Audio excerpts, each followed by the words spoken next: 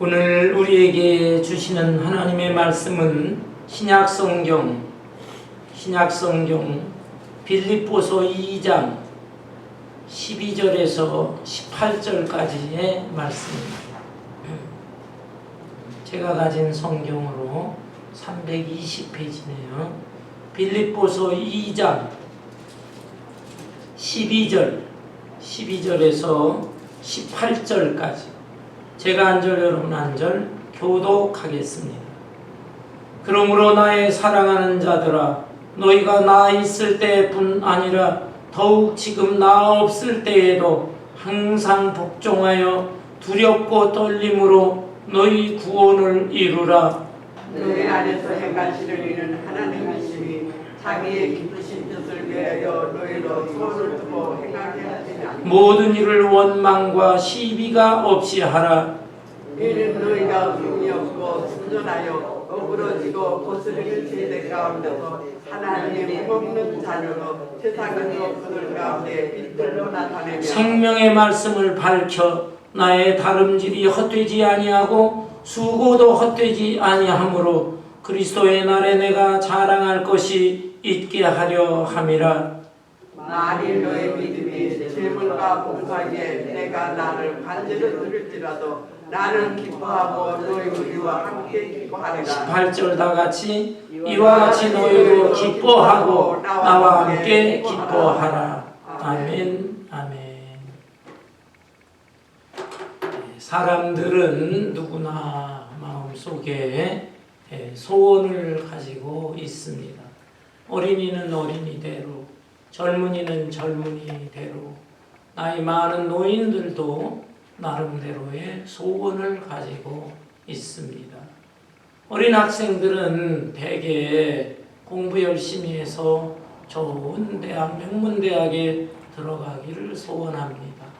젊은 청년들은 안정된 직장에 들어가고 좋은 배우자를 만나서 행복한 생을 살기를 소원합니다.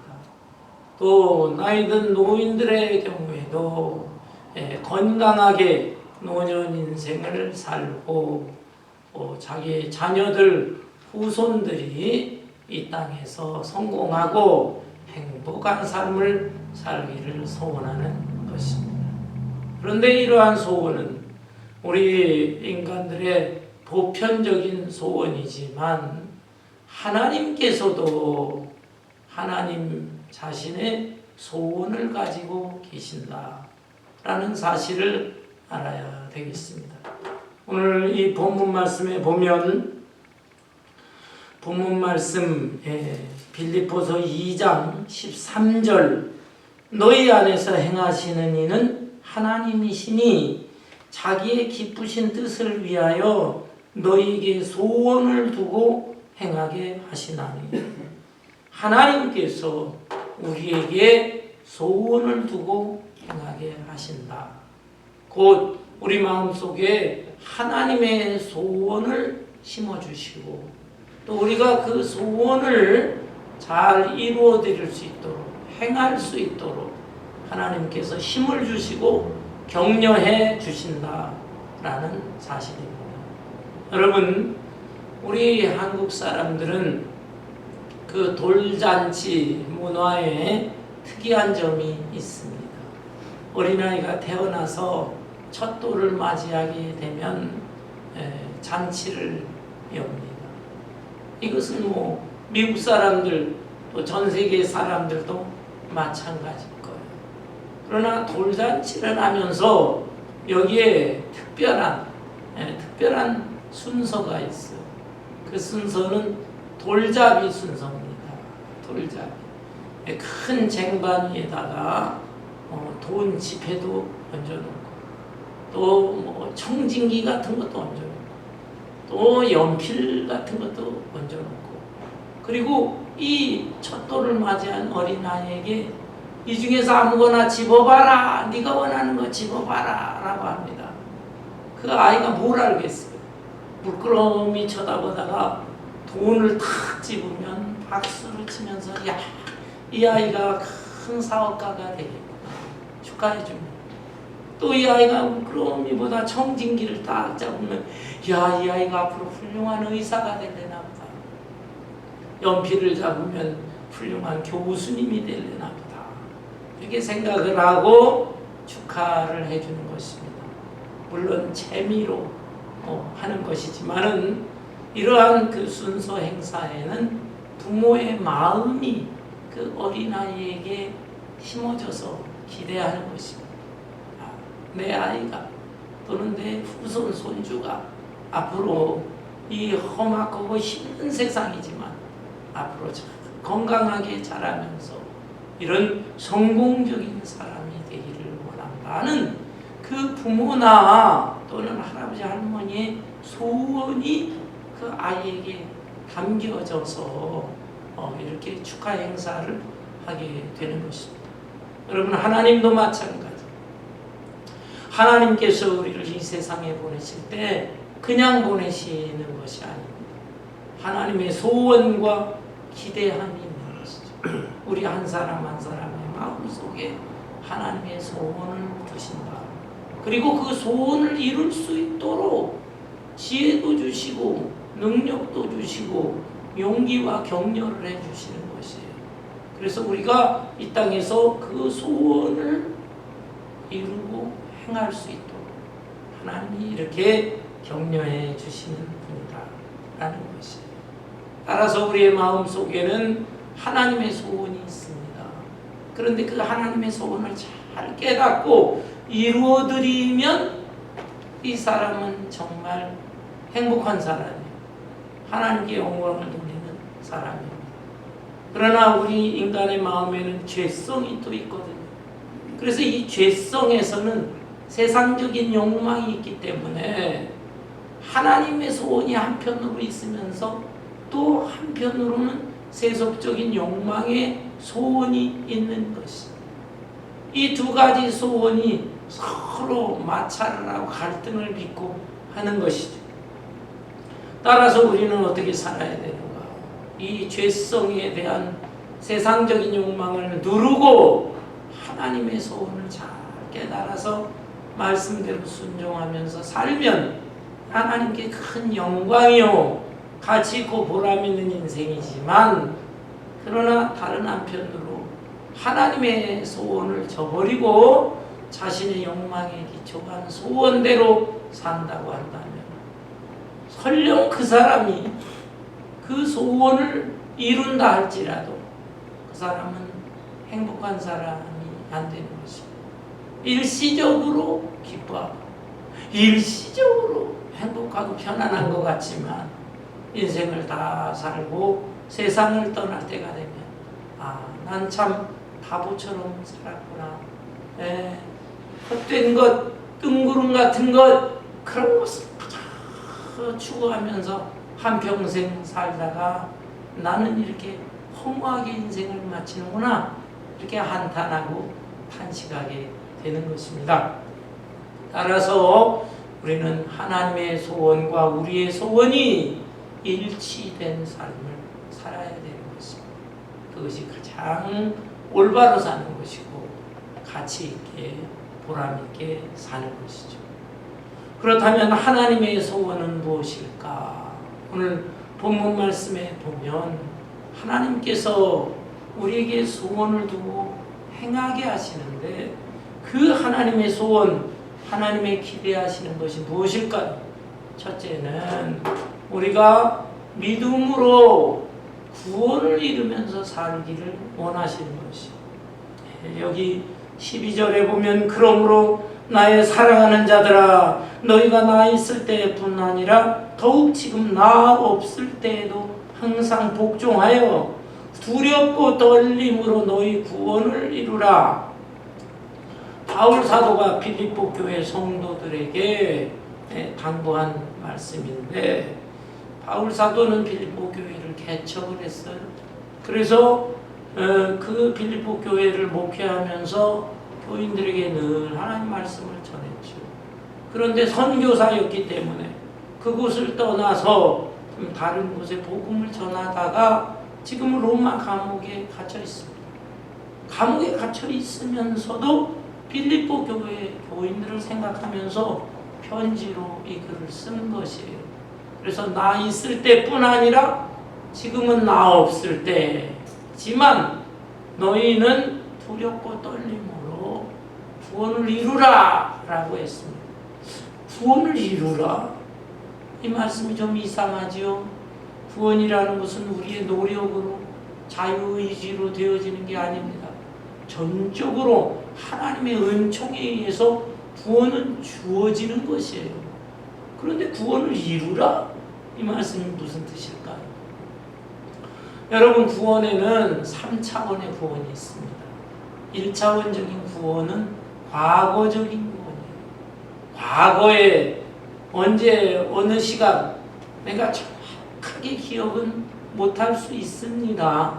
어떤 사람은 당신 구원받은 날짜 대박 날짜를 제대로 못 대면은 당신 구원받았다고 볼 수가 없어.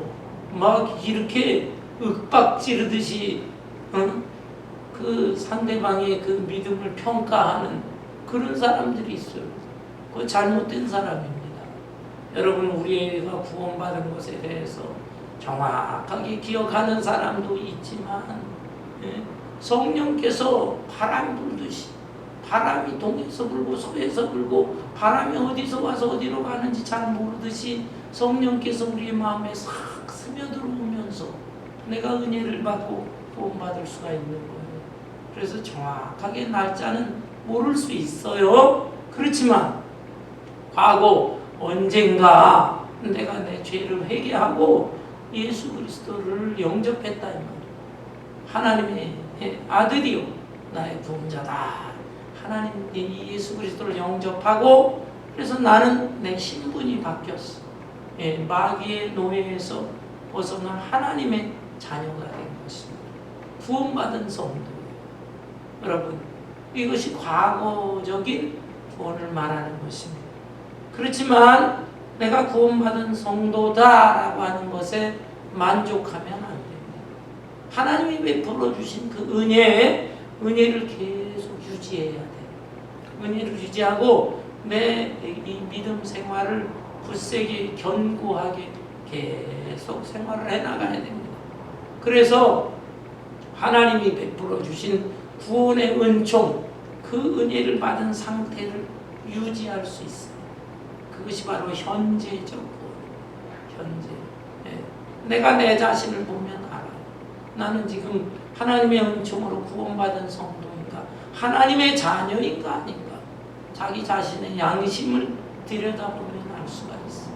그게 현재적인 구원이에요. 그리고 또 앞으로 계속해서 이 은총을 유지하면서 믿음 생활을 계속 하다가 이 세상을 떠나서 영원한 천국에 들어가는 것, 그것은 미래적인 구원이고 그 미래적인 구원이 구원의 완전한 모습이 되는 것입니다.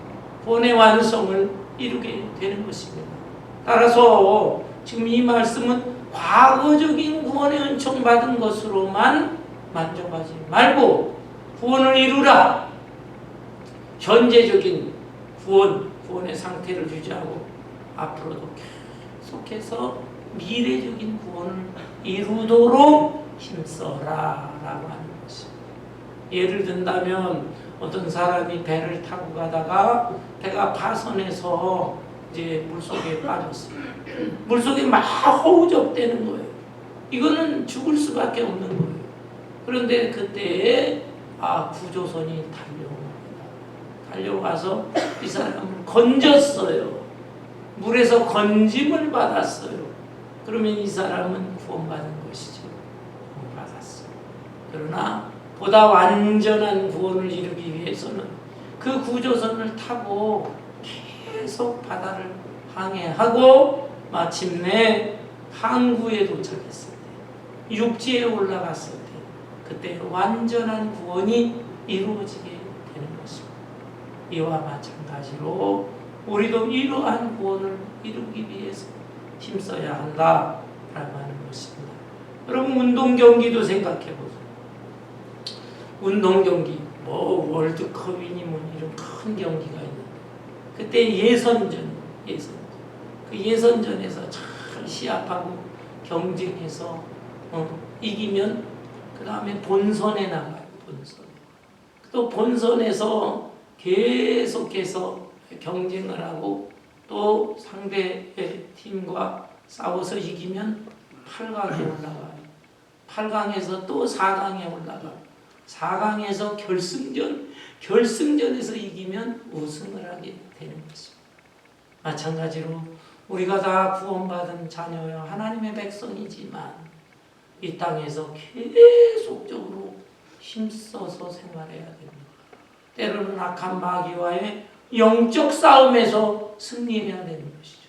그렇게 하게 된다면 우리가 영적 싸움에서 이기고 한 번 이겨서는 안 돼요. 두 번, 세 번 계속해서 싸워 이기고 마침내 우리가 하나님의 나라 영원한 정국에 들어가게 될 때에 우리는 최종적인 승리자가 되어서 하나님이 예비하신 하늘의 귀한 멸류관들도 상으로 받을 수가 있는 것입니다. 이런 면에서 하나님께서는 우리에게 이러한 소원을 두신다. 이 소원을 우리가 이루어드리기 위해서 믿음 생활 잘하면서 완전한 구원을 향하여 달려가야 되는 것이죠. 아울러 두 번째로 하나님께서 우리 마음속에 소원을 두시고 행하게 하시는 것이 무엇일까? 그것은 우리가 사랑을 한다. 사랑. 근데 그 이전에 한 말씀을 더 드리면요. 여기에 지금 12절에 보면 더욱 지금 나 없을 때에도 항상 복종하여 두렵고 떨림으로 너의 구원을 이루라 그랬네요. 두렵고 떨림으로. 그러면 우리가 영원한 구원을 이룰 때까지 그냥 하나님 앞에 벌벌벌벌 떨면서 그렇게 하나님 앞에 죄 지은 거 심판받을 거 두려워하면서 벌 받을 거 두려워하면서 그렇게 구원을 이루냐? 그건 아니에요.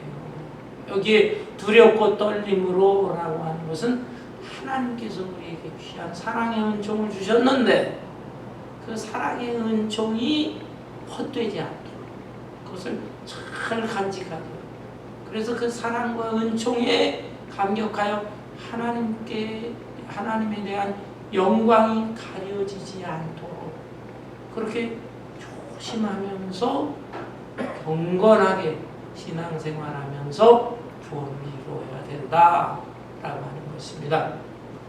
예를 들어서 어떤 가정의 남편이 회사에 가서 일을 하고 돌아옵니다. 그런데 회사에 많이 스트레스 받는 일이 많아요. 그런 경우에 얼굴이 침울해가지고 들어오는데 부인이 대뜸 회사에서 무슨 일이 있었어? 왜 힘들게 해? 뭐 이렇게 하는 부인도 있겠지만 그 남편의 눈치를 싹 봅니다. 남편의 지금 컨디션이 어떤가 조심스럽게 보면서 일단은 편안하게 해주고 음식도 차려주고 하다가 눈치를 봐서 무슨 일이 있었냐 그렇게 물어보는 사람도 있습니다. 네. 여러분 어떤 사람이 더 지혜로울까요?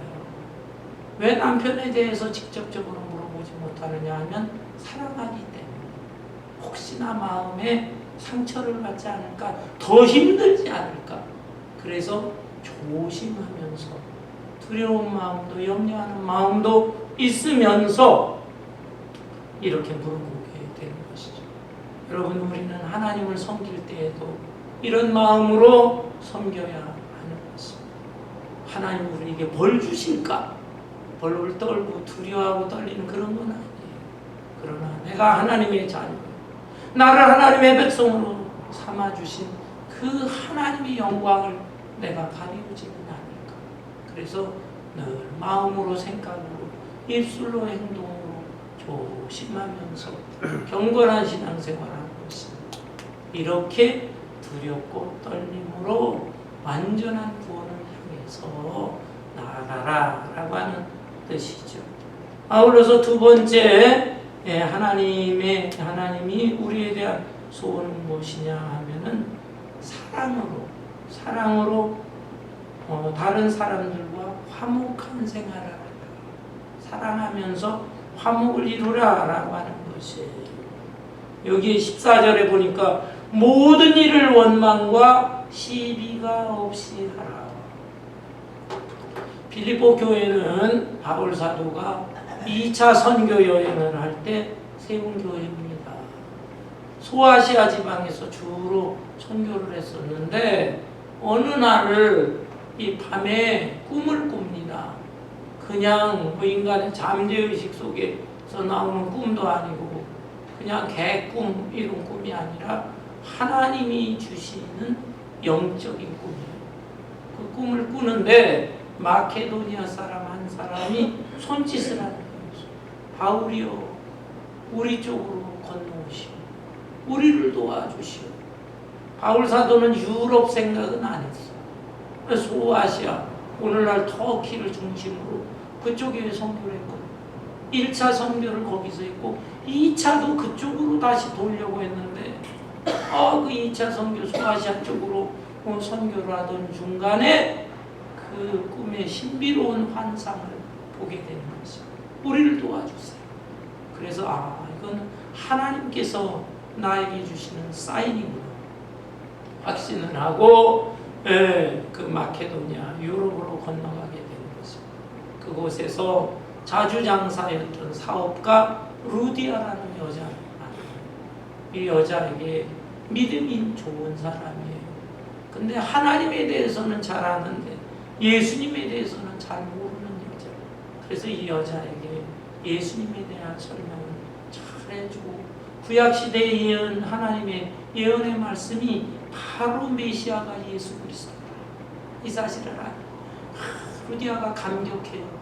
돈 많은 사람이기 때문에 자기가 거처했던 그 자기 집 장소를 제공해 주는 거예요. 교회 자리로 내놓은 거예요. 그렇게 해서 세워진 교회가 빌립보 교회다. 이 빌립보 교회 사람들이 막 몰려들게 됩니다. 이 교회는 아름다운 교회, 정이 많은 교회. 바울 사도가 그 교회를 개척을 하고 다른 곳에 가다가지고 로마 감옥에 갇혔어. 근데 로마 감옥에 갇혔을 때 이 소식을 듣고 다른 교회들도 참 우리 바울 사도 안 됐구나, 또 고난을 당하는구나 하면서 기도를 해주지만은 그저 기도해주는 정도인데 이 빌립보 교회는 기도만이 아니다. 우리 바울 사도가 얼마나 고생을 할까. 실제적인 면에서 도움을 주자 해서 대표자 한 사람을 선정을 하고 에바브로디도라는 사람을 빌립보 교회 대표자로 선정을 해서 그 사람으로 하여금 먼 길을 가 로마까지 가라. 로마 감옥에 있는 바울 사도를 면회를 하게 그 면회를 하면서 우리 바울 선생님을 먹을 것도 이 감옥에서 먹는 음식 정도가 아니라 이 사적인 맛있는 음식도 좀 사서 드리고 또 옷까지도 좀 드리고 그리고 또 추운 겨울에 얼마나 그 이불 같은 게 얼마나 허스름하겠어 감옥에 있는. 그래서 그걸 다 양해를 구하면서 또 따뜻한 이불도 좀 전해주고 이런 일을 한 것입니다. 바울 사도는 너무 감격했어요. 그래서 이 빌립보서를 이제 편지를 써서 에바브로디도 편에 또 보내주겠죠. 빌립보 교회 성도들에게 감사의 인사를 감사. 그 좋은 내용을 보면 감사하고 너희를 인하여 기뻐하고 기뻐하노라. 그렇지만 바울은 사도예요. 사도. 그래서 그저 인간적으로 이렇게 해준 거에 고마움만 표하는 것이 아니라 빌립보 교회를 올바로 양육해야 되잖아요. 소식을 들어보니까 빌립보 교회도 완전한 교회가 아니네. 교회 교인들 안에서 다툼이 생겼습니다. 바울에 대해서는 그렇게 정이 있었지만은 자기들끼리는 이게 좀 세력 다툼이 있었어요. 그래 빌립보서 4장에 보면 바울 사도가 아주 따끔하게 책망의 말을 합니다. 내가 유오디아와 순두계를 원하노니 너희는 주 안에서 하나가 되라. 유오디아와 순두계 여자 이름이거든. 그러니까 빌립보 교회 안에 여자들이 있는데 유디아와 순두계, 아마 오늘날로 말하면 교회 권사나 여성교회 회장쯤 되는 그런 지도자들이었던 것 같아요. 이 사람들이 그냥 서로 갈등하고 다투고 시기 질투하고 하는 것 같습니다. 이 사람들이 지도자니까 이 지도자를 또 따르는 사람들이 있잖아. 그 교회가 막 이 세력 간의 갈등이 생기듯이 이런 상태가 된 거예요. 바울 사도가 참 안타깝게 여기면서 로마 감옥에 있으면서도 그들을 책망하면서 주 안에서 하나 되라 라는 거예요. 본문에 보면은 원망과 시비가 없이 하라 같은 뜻이에요. 원망과 시비. 그러니까 뭐 교회 일을 하면서 시끄러운 일이 생기고 그러면은 원망을 합니다. 서로 막 원망을 하고, 그리고 이게 옳으냐 그러냐 막 그러면서 시비를 또 걸고 교회가 시끄러워지는 거예요. 여러분, 어려움이 있을 때, 그 어려움이 있을 때 서로 합심해서 기도하고 또 사랑하고 이해하고 하지를 못하고 원망 불평이나 하고 상대방 탓이나 하고 하게 되면은 그 교회 공동체가 온전해지기가 어려운 것입니다. 이스라엘 출애굽의 역사를 보세요. 예. 이 모세가 지도자가 되어서 남자 어른 장정이 60만, 여자와 어린아이까지 한 200만 엄청난 인원을 데리고 출애굽을 했을 때 그들이 얼마나 감격했어요. 430년 동안 종살이 하다가 자유와 해방을 하고 감격하고 홍해 바다를 건넜을 때는 너무 기뻤어요. 그 모세의 누나 미리암이 찬송을 하고 같이 또 찬송을 하고 이랬거든요. 그런데 광야 생활을 합니다. 광야를 거쳐 가나안 땅에 들어가야 되는데 광야의 길을 행진하다 보니까 마실 물이 없어. 또 먹을 것도 없어. 막 그냥 원망 불평을 하기 시작해요. 그 다음에 또 이 사막의 뱀, 얼마나 그 독이도 올라서 그 몸체가 빨간 뱀이 있어요. 햇빛, 강렬한 햇빛을 받은 뱀. 그래서 그 뱀 이름이 불뱀이에요. 불뱀. 그냥 한번 물리면은 그냥 불에 타듯이 그 독이 오르는 무서운 뱀, 불뱀. 이런 거에만 물리고. 그러니까 하나님을 못 봐. 왜 우리 애굽에서 종살이 그때가 좋았는데 왜 우리를 풀어놓는 거야? 그 다음에 모세한테도 막 시비를 거는 거예요. 모세. 응? 네가 뭐냐? 네가 정말 하나님의 종이냐? 왜 우리를 이런 곳으로 끌고 왔느냐? 그리고 누가 너를 하나님의 종이라고 하느냐?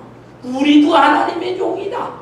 심지어 모세 누나 미리암, 모세의 오라버니 아론까지만 모세한테 대들어요.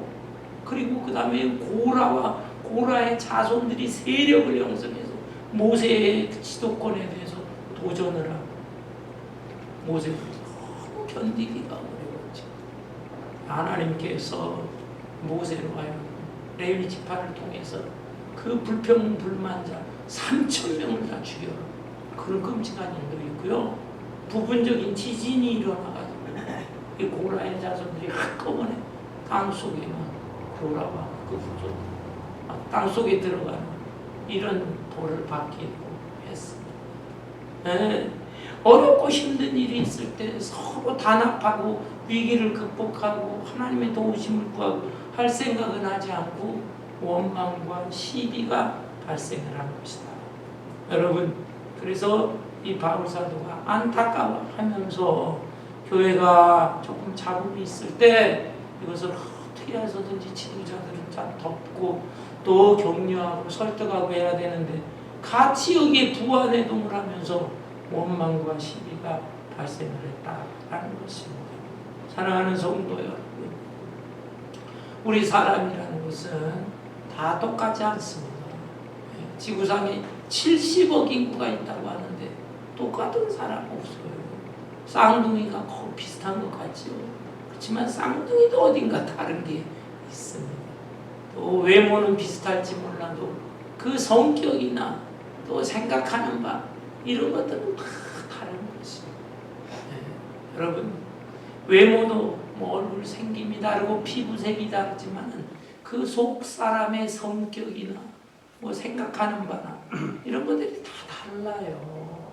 또 생활의 문화, 배경 다 달라요. 그런 사람들이 어떻게 하나 될 수 있느냐? 본질을 생각해요. 본질이 무엇입니까?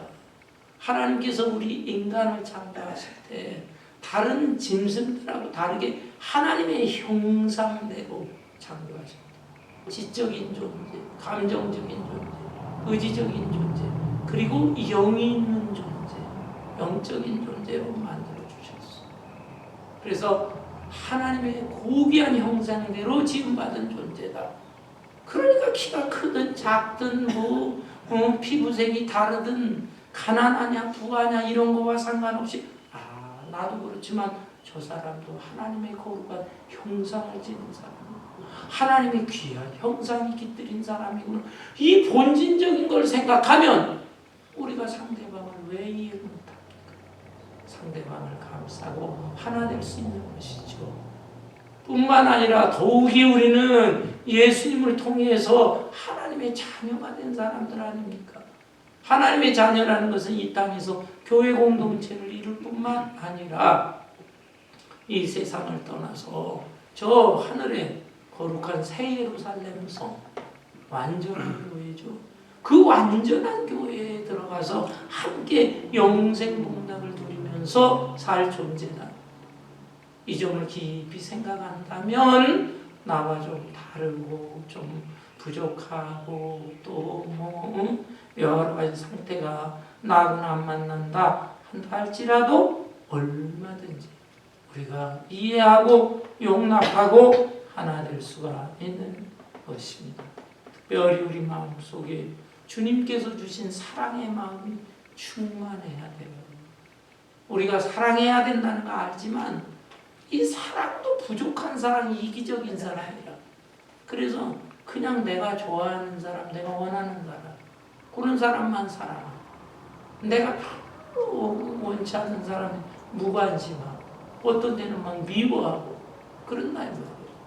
이런 사랑으로 우리가 어떻게 사랑으로 하나 될 수가 있겠습니까?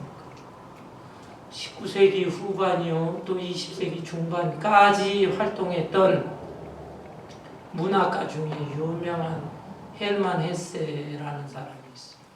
헬만 헤세. 독일계이면서 스위스 사람인데요. 이 사람의 작품 중에 한 가지 소원이라는 작품이 있습니다. 어떤 여자가 아이를 낳았어요. 아이 이름이 아우구스투스라고 하는 아이인데 이 아이가 낳았을 때 옆집에 사는 노인이 축하를 해줍니다. 이 아이가 어떤 사람으로 성장하기를 바랍니까? 자기는 이 아이가 잘 되기를 바랍니다. 아이에 대한 소원이 있으면 내가 저녁 때 우리 집에 음악을 틀어놓을 텐데 음악 소리를 들을 때에 어린 아기의 귀에다 대고 당신의 소원을 말해보시오.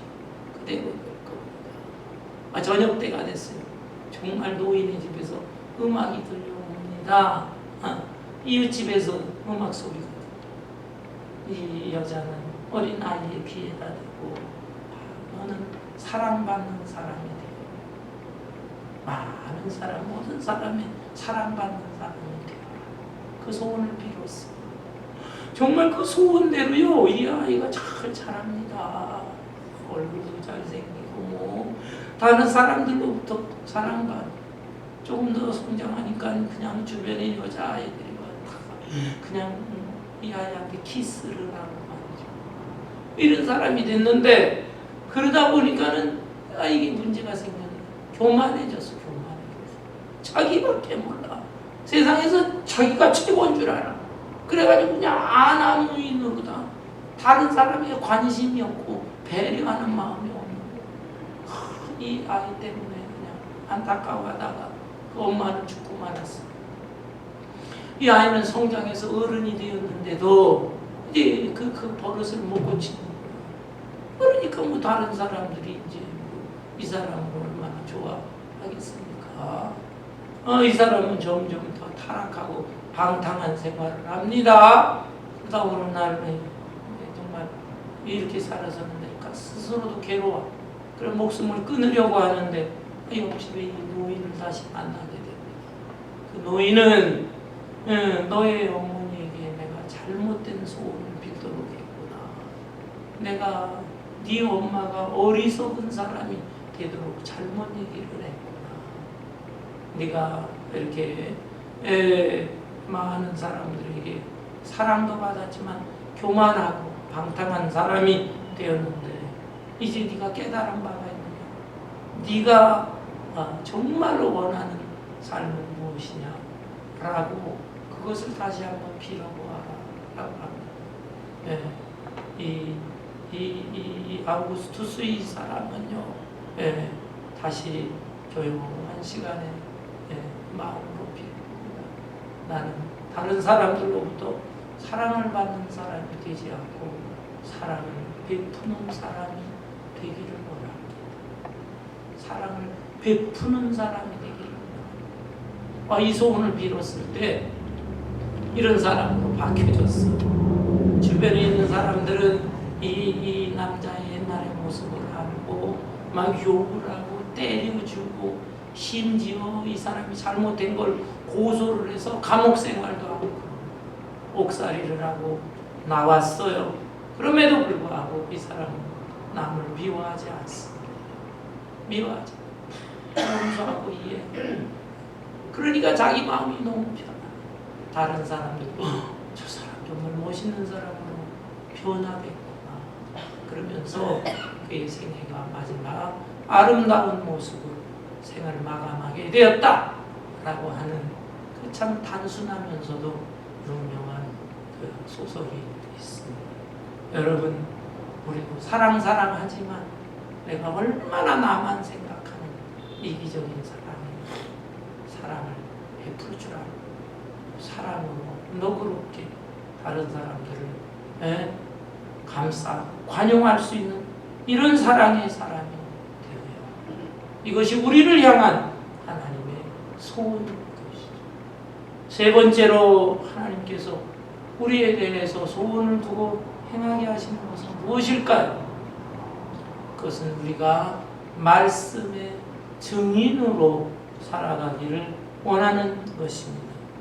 본문 15절에 보면 이는 너희가 흠이 없고 순전하여 어그러지고 거스르는 세대 가운데서 하나님의 흠 없는 자녀로 세상에서 그들 가운데 빛들로 나타내며 이 세상은 어떤 세상이냐? 어그러지고 거스르는 세상이다 라고 했어요.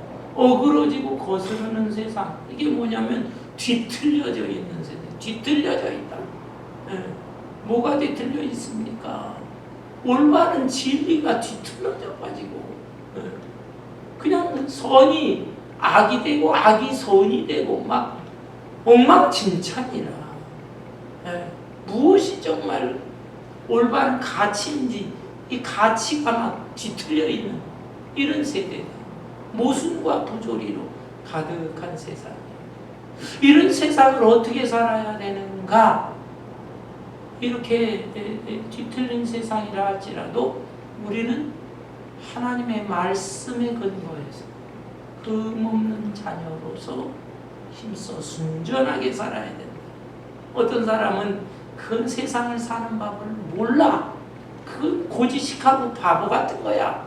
그래서 이런들 어떠하리 저런들 어떠하리 그런 시조도 있지요. 만수산 드럼치기 얽혀진들 어떠하리. 우리도 이같이 얽혀져. 나름대로 살아보자. 조선 역사에 이방원이라는 사람이 고려의 충신 정몽주를 설득하기 위해서 그런 노래를 불렀어요. 정몽주는 뭐라고 그랬어요? 이 몸이 죽고 주고 100번 고쳐주고 백골이 진토되어 넋이라도 있고 임양한 일편단심이야 가실 줄이 있겠느냐. 이 몸이 죽어지고 100번이라도 죽을지라도 나는 그리고 내 이 백골이 해골이 진토 흙으로 변할지라도 나는 내가 섬겼던 임금, 나의 나라 고려에 대한 충심, 이것은 변할 길이 없다. 그 유명한 시조를 서로 주고받으면서 속마음을 표하는 것이 아니겠어요. 여러분, 이 세상이 다 어그러지고 거스러지고 뒤틀려지고 가치관이 혼돈될지라도 우리는 하나님의 진리의 말씀을 세상의 풍조에 따라서 살면 약삭빠르게 사는 것 같지, 그것은 하나님 원하시는 것이 아닙니다. 하나님의 진리의 말씀을 붙잡고 그 말씀에 순종하면서 빛들로 나타내라. 우리는 빛이 아니에요. 예수님이 빛이지만 그 빛을 받아 반사하는 반사체로 사는 것입니다. 우리가 밤에 달을 보지만 달은 빛이 나지요. 그러나 달은 스스로 발광체가 아닙니다. 스스로 빛을 나타내지 못해요. 그러나 해를 보면 해는 발광체, 해는 스스로 빛을 냅니다. 달이 그 빛을 쫙 바라보게 될 때 그 빛을 받아서 반사하는 빛을 보여주는 것입니다. 달이 태양을 정면으로 보게 되면 보름달이 돼요. 절반만 이렇게 보면 반달이 되고, 그저 비껴서 마지 못해 태양을 바라보면 초승달이나 금음달이 되는 것입니다. 우리가 하나님의 사람으로서, 하나님의 자녀로서 빛이 나타나야 되는데 어떤 빛을 나타내야 되는가? 초승달, 금음달이 아니고 반달이 아니고 보름달 신자가 되는 거예요. 네. 하나님을 바라보고 예수 그리스도를 정면으로 바라. 그래서 내 몸과 생활 속에서 아름다운 빛이 이 세상에 나타날 수 있어야 됩니다. 말씀의 증인으로 살아야 됩니다. 16절에 보니까 생명의 말씀을 밝혀 나의 다름질이 헛되지 아니하고 수고도 헛되지 아니하므로 그리스도의 날에 내가 자랑할 것이 있게 하려 함이라. 생명의 말씀을 밝힌다. 네. 우리가 말씀의 증인으로서 은은하게 우리 주변 사람들에게 말을 하지 않아도 우리의 태도와 행동으로 삶 속에서 은은한 빛을 나타낼 뿐만이 아니라 때로는 말씀을 밝혀 말을 함으로 말씀을 밝힐 때도 있어요. 영적으로 방황하면서 도대체 진리가 무엇인가? 천국과 지옥은 있는 것인가? 이렇게 정말 그 인생에 대해, 영원한 세계에 대해서 구도자, 관심 있는 사람들 있죠.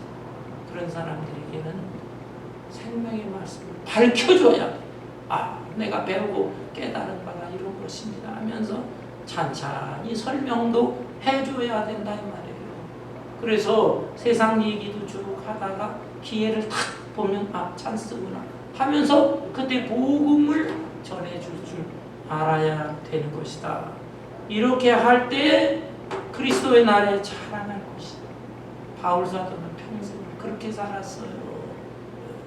다메섹 도상에서 부활하신 주님을 만나 그는 그의 인생관이 바뀌었어요. 그 이전에는 예수 믿는 사람들 막 잡아들이는 삶을 살았지만 다메섹 도상에서 부활하신 예수님의 음성 듣고 예수님 만나고 그는 바뀌어졌어요. 자기의 전 생애를 다 바쳤어요. 그리고 어떻게 하면 자기의 모습 속에서 빛이 나타날까? 순전한 빛, 보름달 같은 빛이 나타날까? 그리고 기회가 있을 때마다 원하는 사람들에게 생명의 말씀을 밝혀주었어. 밝혀주었어. 여기 쭉 바울 서신 신약 27권 중에 13권 바울이 쓴 건 전부 이 복음서, 예수 그리스도의 복음을 밝혀준 거예요. 복음이 무엇이냐를 설명해 준 거예요. 말씀을 밝혀. 이렇게 살았는데 이것이 자기는 가장 가치 있고 보람이 있다. 그는 똑똑한 사람이 세상에서 출세 성공할 수도 있었어. 그러나 그는 이제 내가 하나님 앞에 가게 되면 자랑할 것이다. 무엇이 자랑스럽습니까? 세상 출세, 성공, 돈 많이 벌고 그것이 아니라 나는 내가 복음을 전했고 내가 전한 복음을 통해서 구원받은 사람들이다. 전도의 열매를 맺었다. 그것이 하나님 앞에서도 저 이렇게 살다 왔습니다. 제가 전한 사람들이 여기저기 있는데 그게 귀한 자랑거리가 될 수 있다 이 말입니다. 여러분 17절에 보면 만일 너희 믿음의 재물과 섬김 위에 내가 나를 전제로 드릴지라도 나는 기뻐하고 너희 무리와 함께 기뻐하니 이와 같이 너희도 기뻐하고 나와 함께 기뻐하라. 바울 사도 대단한 사람입니다. 거기에 보면 빌립보 성도들아 당신들이 믿음의 재물이 믿음의 재물 이거는 아주 희생적인 신앙이죠. 그리고 또 봉사, 섬김의 생활이죠. 이렇게 생활하고 있는데 너희들이 그 생활 속에 나는 또 하나 얹어놓는다. 나는 내가 전제 또는 예전 성경에는 관제라고 해요. 이 전제나 관제, 제사라는 것은 구약시대 양의 목을 탁 치잖아요. 그럼 그 목에서 피가 확 솟아오고 그 피를 제사장이 받아서 제단에 뿌리면서 행하는 제사의식입니다. 곧 바울 사도는 자기가 이제 순교가 얼마 남지 않았다는 걸 알았습니다. 그래서 너희들의 그 귀한 믿음과 헌신이 나는 내가 순교를 당해서 내 피를 쏟아서 함께 얹어서 하나님 앞에 제사, 제물이 될지라도 나는 기쁘고 또 기뻐하리라는 것입니다. 빌립보 교회 성도들이 믿음 생활 잘해서 끝까지 구원을 이루고 그 다음에 또 하나님의 소원으로 사랑의 마음으로 원망시기 없이 하나 되는 이루고 또 말씀의 증인이 되고 생명의 말씀을 밝히고 이런 생활을 하게 된다면 나는 그 소식을 들을 때 너무 기쁠 것이다. 내가 설령 목이 잘려져서 여기에 순교의 피를 흘릴지라도 나는 기뻐하고 기뻐하리라. 18절에 이와 같이 너희도 기뻐하고 나와 함께 기뻐하라. 로마 감기 같은 나에 대해서 인간적으로 안쓰럽구나 그렇게 생각하지 말고 우리 바울 사도가 정말 위대한 길을 걸어가는가 생각하면서 함께 하나님 나라를 위해서 기뻐하고 기뻐하라 라고 하는 것입니다. 사랑하는 성도 여러분, 여러분은 도대체 무슨 소원을 가지고 생활하고 있습니까? 우리나라의 유명한 독립운동가 김구 선생은 나의 소원이라고 하는 글을 쓴 것이 있어요. 내 소원이 무엇이냐 하고 하나님이 물으시면 나는 서슴지 않고 내 소원은 대한독립이요 대답할 것이다. 그 다음에 소원이 무엇이냐라고 한다면 나는 또 우리나라의 독립이요 할 것이다. 또 그 다음 소원이 무엇이냐 하는 세 번째 물음에도 나는 더욱 소리 높여서 나의 소원은 우리나라 대한의 완전한 자주독립이요라고 대답할 것이다. 70평생 이 소원을 위해 살아왔고 현재도 이 소원 때문에 살고 있으며 미래에도 이 소원을 달성하려고 사는 것이다. 나는 일찍이 우리 독립 정부의 문지기가 되기를 원했거니와 그것은 우리나라가 독립국만 된다면 나는 그 나라의 가장 비천한 자가 되어도 좋다는 뜻이다. 정말 애국자라고 할 수가 있어요. 뼛속 깊이 이 사람의 소원은 대한민국의 독립이다. 여러분은 무슨 소원을 가지고 살아가고 있습니까? 한평생 고생만 했는데 이제는 내가 경제적으로도 그렇고 자식도 다 크고 살만 하니까 애라 못해보고 좀 하자. 다른 사람 그렇게 술 마시면 좋다고 기분 좋다는데 술도 한번 마시고 취해보고 또 뭐 춤추는 데도 가서 같이 어울려 춤도 춰보자. 뭐 다른 사람들 그렇게 산다는데 어디 구경도 못하는데 어디 한 번씩 큰 놀러 다녀보자. 그런 소원이 있습니까? 물론 우리가 때때로 죄 짓지 않는 그런 상태에서는 좀 세상의 즐거움 즐길 줄도 알아야 되겠지요. 그렇지만 우리는 보다 차원 높은 그런 소원을 가져야 되겠습니다. 하나님께서 기뻐하시는 소원이 무엇인가를 생각하면서 우리가 믿음으로 더 완전한 구원을 향해 힘써야 되겠고, 또 내가 사랑의 사람으로 원숙한 사랑의 사람으로서 다른 사람을 이해하고 용납하고 하나 되는 더욱더 하나님의 말씀을 가까이 하면서 이 말씀을 밝혀서 입으로도 전하고 또 모습으로도 증거할 수 있는 그런 말씀의 증거자들이 증인으로서의 삶을 살아야 되겠습니다. 이것이 우리의 소원이요 하나님의 소원이 될 것이고, 또 우리의 자녀 손들 앞으로 잘 키워야 할 것이고, 세상에서 기왕이면 부자로 살고 또 출세하고 성공하고, 그러나 그 목적이 무엇인가? 자신의 일신의 영달을 위해서가 아니라 하나님 나라를 위해서, 하나님의 영광을 드러나는 일에 도구로서의 삶을 위해 그렇게 부자도 되고 출세와 성공도 해야 되는 것입니다. 그 목적이 잘못된 그런 소원을 갖도록 해서는 안 되겠어요. 하나님의 소원이 우리의 소원이 되고 우리의 자녀들과 후손들의 소원이 될 수 있기를 주님의 이름으로 축원합니다. 찬송